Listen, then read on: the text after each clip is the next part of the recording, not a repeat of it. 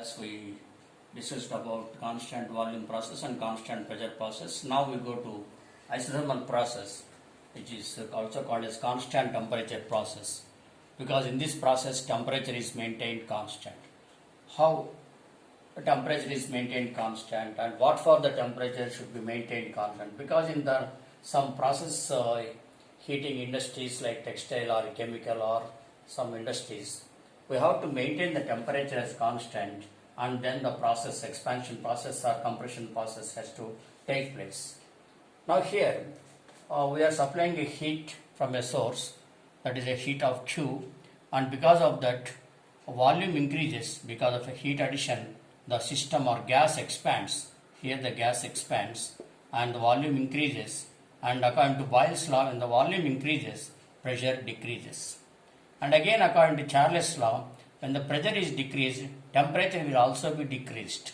But by adding the continuous heat, heat to the system, we can maintain the temperature as constant. Listen once again.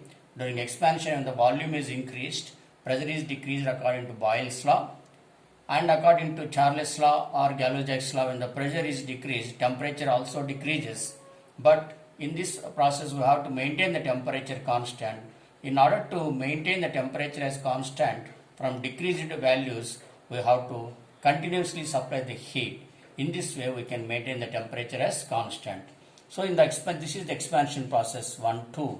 Here, during expansion, pressure is decreasing and volume is increasing. See here, pressure is decreasing, volume is increasing. This is expansion process. Compression, and this is the arrow here. Arrow should be like this. In some interviews, they will ask you to represent isothermal process in PV diagram. Then arrows are very important. And in the compression process, we say this is the compression process where during compression contraction takes place or volume decreases and pressure increases, and arrow should be in upward direction. And in the isothermal compression also, in the isothermal compression, piston moves downward in compression process, and because of that downward motion, pressure increases and volume decreases. When the pressure is increasing, temperature also increases in the compression process. In order to maintain the temperature as constant, in the isothermal compression process, heat is rejected. Here in the isothermal expansion process, heat is added. In isothermal compression process, heat is rejected to maintain the temperature as constant.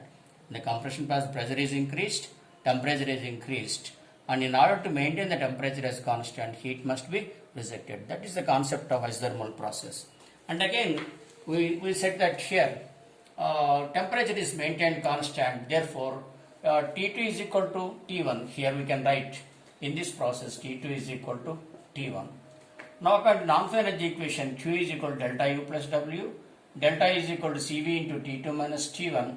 Therefore, here we write U2 minus V1 can be written as CV into T2 minus T1, and work can be written as PdV. As it is a constant temperature process, T2 is equal to T1.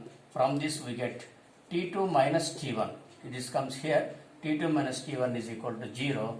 Then this term becomes 0, and clearly this term also becomes 0. Therefore, in the isothermal process, Q is equal to W, that is equal to PdV. So we can say in the isothermal process, all the heat that is supplied to the system is completely converted into work. There is no question of any increase in internal energy or decrease in internal energy. So we can say that in isothermal process, you can get one more point. In isothermal process, delta U or U2 minus U1 is equal to 0. That is, in the isothermal process, change in internal energy is 0.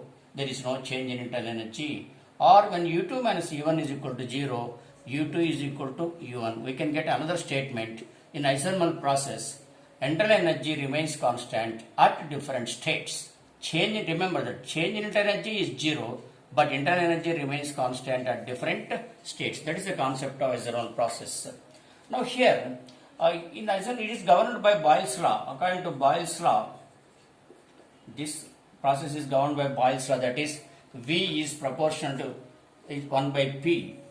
V is proportional to pressure inversely proportional to pressure.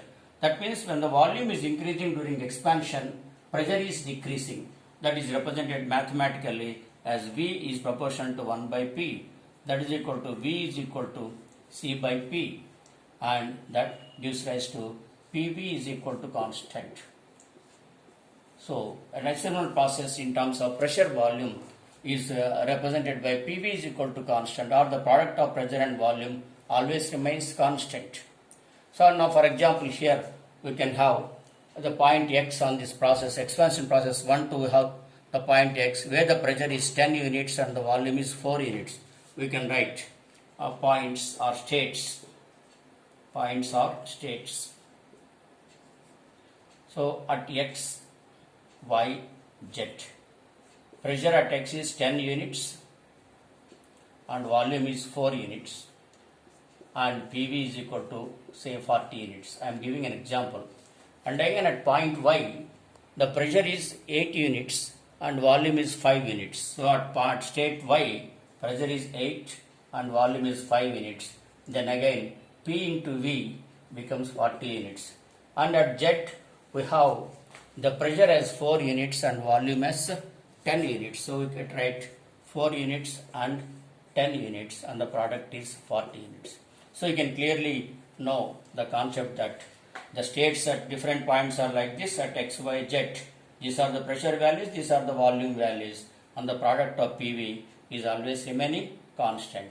So this value is equal to, these are all constant. PV is equal to constant. Now coming to the work here, we can write, we have say PV is equal to constant. Now from this, P is equal to C by V. P is equal to C by V. Now work done is equal to integral P dV. So write P is equal, substitute P is equal to integral P is equal to C by V dV. Now get the constant out, C.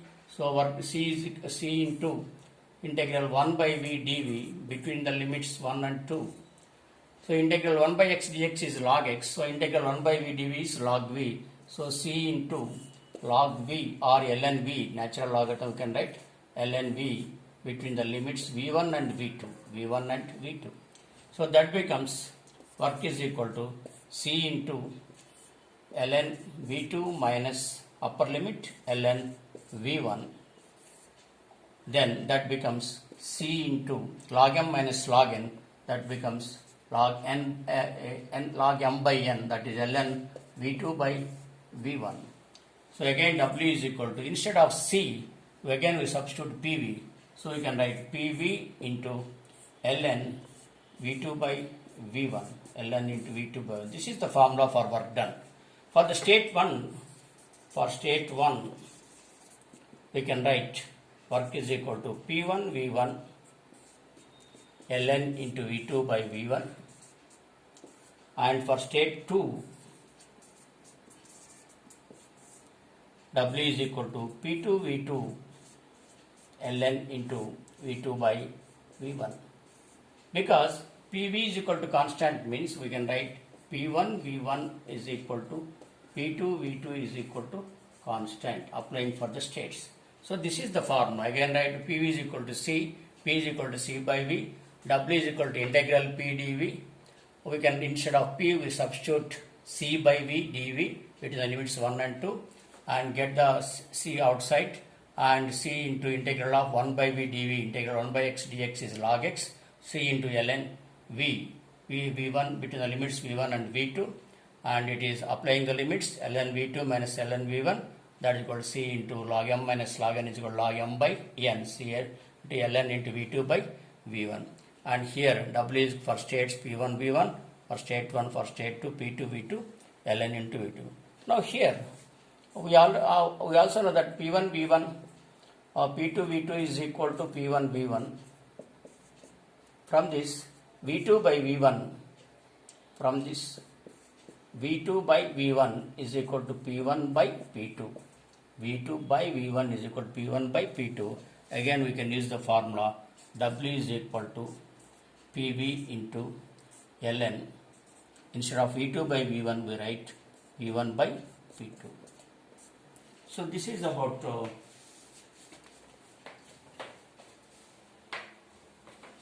isothermal process. Now just we have comparison of isothermal process and remaining, that is we can say that we say constant volume process. We can write here, compare constant volume process and constant pressure process and isothermal or constant temperature process. Constant temperature process. So here in the first point, say if you take from non-Planck equation, in constant volume process Q is equal to delta U, because in constant volume process Q is equal to delta U plus W, but W is equal to PdV. When V is equal to constant, dV is equal to 0. When V is equal to constant, dV is equal to 0. When dV becomes 0, work becomes 0. Therefore, in constant volume process, Q is equal to delta U. Similarly, in the constant pressure process, we explained that Q is equal to delta H. That is, in the constant volume, heat transferred is completely changed into internal energy, that is increase of internal energy. In the constant pressure process, heat supplied is equal to change in enthalpy. And again in the constant temperature process, Q is equal to W, because in the constant temperature process, Q is equal to delta U plus W. This is Cv into T2 minus T1. Just now we derived. When T2 is equal to T1, T2 minus T1 is equal to 0, delta is equal to 0, therefore Q is equal to W. So these are important. In the competitive examinations or in the interviews, what happens to the Q in constant volume process? The heat supplied is used to increase the internal energy. What happens to heat supplied in constant pressure process? It is used to increase the enthalpy. Enthalpy is nothing but this is the internal energy, Cv into T2 minus T1. Here it is delta H is Cp into T2 minus T1. Internal energy is nothing but heat added at constant volume process. Enthalpy is also nothing but heat added at constant pressure process. Remember that both delta U or delta H are because of heat additions. The delta U is because of heat addition at constant volume process, and delta H is because of heat addition at constant pressure process. Therefore, here we use Cp, here you use Cv. And again, in the constant volume process, there are property V is equal to constant. In constant of pressure process, property P is equal to constant. And in constant temperature process, the product PV is equal to constant. Constant pressure process, P is constant. You can remember like that. Constant volume process, V is equal to constant. In constant temperature, the product of PV is constant. So that is the difference between the three processes: constant pressure process, constant volume process, and constant temperature process. Now here in the problems also, we can easily do the problems. We can combine all three processes and we can do some problems in the next class. Thank you.